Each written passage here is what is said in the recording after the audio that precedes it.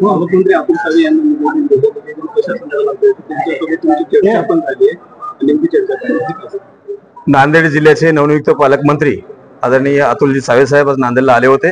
त्यांची सविस्तर भेट घेऊन त्यांना निवेदन देण्यात आलं।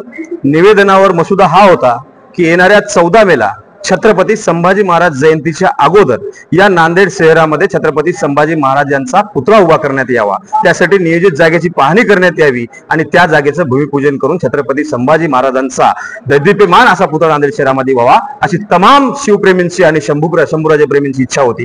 त्या निवेदन देऊन त्या संदर्भात आम्ही चर्चा केली। पालकमंत्री महोदयांनी सुद्धा याबद्दल सकारात्मक प्रतिसाद दाखवला। येणाऱ्या काळामध्ये यदा कदाचित शासनानं प्रशासनानं जर हा पुतळा उभारणं झाला नाही तर समस्त शिवप्रेमी म्हणून नांदेडवासियांकडून आम्ही छत्रपती संभाजी महाराजांचा दैदिप्यमान पुतळा नांदेड शहरामध्ये उभा राहू। छत्रपती संभाजी महाराजांचा इतिहास जनसामान्यांमध्ये या ठिकाणी पोहोचला पाहिजे। पुतळ्याकडे या ठिकाणी आपण नांदेड शहरामध्ये येत असताना पुतळ्याकडे आपण बघितल्या त्यांच्या इतिहासाची उजळणी झाली पाहिजे। या उद्देशानं नांदेडमध्ये छत्रपती संभाजी महाराज यांचा पुतळा उभा राहावा अशा पद्धतीचं निवेदन आम्ही या ठिकाणी पालकमंत्री महोदयांना या ठिकाणी सकळ मराठा समाजाच्या वतीने या ठिकाणी दिलेला आहे।